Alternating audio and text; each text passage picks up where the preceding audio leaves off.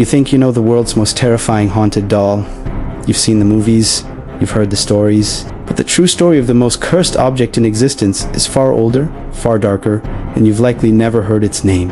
For over a century, this doll has been blamed for accidents, madness, divorce, and even death. Every incident is meticulously documented, and its influence is still active today. Tonight, we investigate the history, the incidents, and the official evidence behind Robert the Doll.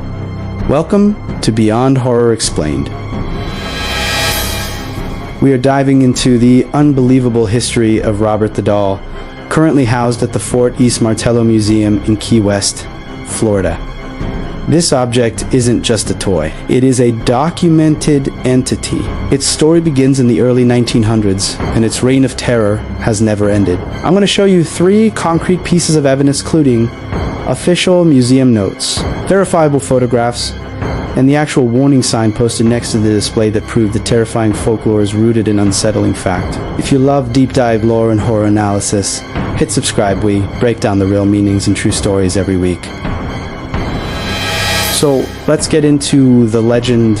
Robert the Doll was a one-of-a-kind creation, standing 3 feet tall, stuffed with wood wool, and given as a gift to a young boy named Robert Eugene Otto, who everyone just called Gene. The story goes that the doll was given to the family by a servant who was skilled in voodoo and unhappy with them. Whether that's true or not, what happened next is where the documented horror begins. The stories started immediately. Gene's parents and the house staff claimed to hear the doll speaking back to Gene in a different, lower voice.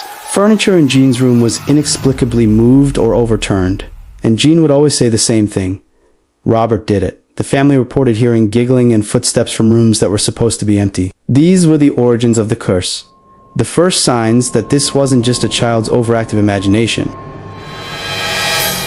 As Gene grew up, his attachment to Robert never faded. He even took Robert with him when he got married and moved back into his childhood home. His wife, Anne, was terrified of the doll. She insisted it be locked in the attic, but that didn't stop the strange activity. Visitors to the home swore they saw the doll's expression change, moving from a blank stare to a sinister smirk right before their eyes. School children walking by the house claimed they saw Robert moving from window to window, watching them. The terror became so embedded in the local culture that people avoided the Otto house altogether.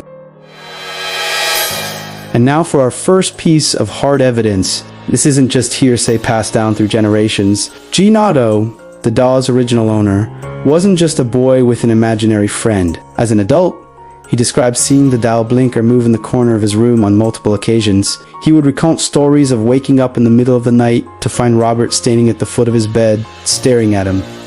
This isn't just a claim. His testimony was legally recorded by police during a separate incident at the home where the doll was reported to be involved. Authorities were called to the Otto residence for a disturbance, and Gene's own account of the doll's sentient behavior became part of an official record. The fear was real, and it was documented. After Gene and his wife passed away, the house was sold, and a new family moved in. The doll was discovered in the attic by their 10-year-old daughter. She was initially excited, but soon she began screaming in the middle of the night, claiming the doll was alive and trying to hurt her. She told her parents repeatedly that Robert was moving around her room on its own. The family eventually had enough and donated the doll to the Fort East Martello Museum in 1994, hoping to be rid of the curse forever. But all they did was unleash it on the public. The doll is now displayed behind glass, but the curse continues. Thousands of tourists report feeling sick, dizzy, or having their cameras malfunction when photographing it. The museum's staff log these incidents constantly. They receive emails and letters almost daily from people who visited the exhibit and then experienced a sudden string of terrible luck, car accidents, job loss, broken relationships, sudden illness, the list goes on and on. The correlation became so strong, so undeniable, that the museum had to take action. This brings us to our second and perhaps most famous piece of evidence: the museum warning sign. The museum was forced to install this warning sign, which explicitly asks visitors to show respect and request permission from Robert before taking a photo. Why? Because hundreds of people blamed the doll for accidents, job loss, and bad luck that immediately followed their visit. They failed to ask politely, or they mocked the doll, and then their lives fell apart. The museum keeps binders full of the apology letters sent by these victims, begging Robert for forgiveness. These aren't just stories, they are physical letters, tangible proof of the terror this doll inflicts. People from all over the world write to a doll, apologizing for disrespecting it, hoping to reverse the curse that has ruined their lives. Even the museum staff, who are around Robert every day, have their own chilling stories. They report that the lights in the exhibit flicker, cameras turn on and off by themselves, and some have even heard faint giggling after the museum is closed for the night. One staff member, while cleaning the exhibit, felt a cold hand on their shoulder, only to turn around and find they were completely alone, except for Robert, staring at them from his case. The sheer volume of consistent, independent reports from both visitors and staff makes it impossible to dismiss this as mere coincidence or suggestion. The evidence is overwhelming. Something is happening around this doll. So, let's recap.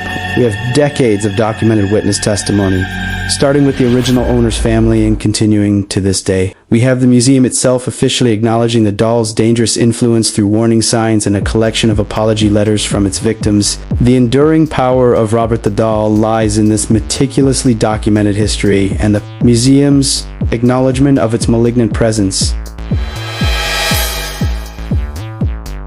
But here's the final piece of evidence, the detail that might just convince any remaining skeptics. This comes directly from the museum's curators. The curators report that Robert the Doll is the single most frequently vandalized and tampered with exhibit they possess. Despite being locked behind heavy, protective glass, staff routinely find the case has been moved slightly overnight. They find small, strange items left as offerings inside the sealed display room, with no explanation for how they got there. This suggests an outside force or a belief so powerful it manifests physically is still at work, still interacting with Robert. Now, you know the full documented truth. Do you believe this doll is merely a vehicle for mass hysteria, a story that has grown out of control, or is it truly possessed by something ancient and evil? Tell me your thoughts below. Did I convince you? And if you want the truth behind more cursed objects, like, comment, and subscribe to Beyond Horror Explained. Thanks for watching.